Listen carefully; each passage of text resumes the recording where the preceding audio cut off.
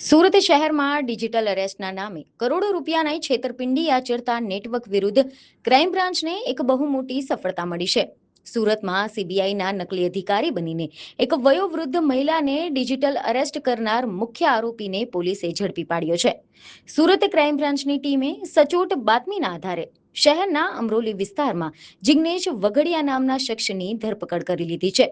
પકડાયેલા આરોપીએ એક 90 વર્ષના વૃદ્ધાને પોતાની જાળમાં ફસાવીને તેમની પાસેથી કટોકટીના નામે 1.34 કરોડ રૂપિયા જેટલી માતબર રકમ પડાવી લીધી હતી.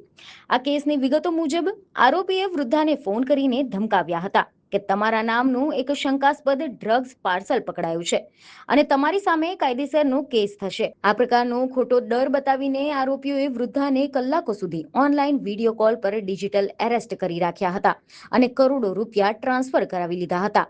આ હાઈ પ્રોફાઇલ છેતરપિંડી અંગે કર્ણાટક સાયબર ક્રાઇમ પોલીસ સ્ટેશનમાં સત્તાવાર ગુનો નોંધાયો હતો, જેની તપાસ દરમિયાન આરોપી સુરતમાં હોવાનું ખુલતા સુરત ક્રાઇમ બ્રાન્ચે તેને દબોચી લીધો છે અને હવે આગળની કસ્ટડી માટે કર્ણાટક પોલીસને સોંપવાની તજવીજ હાથ ધરી છે.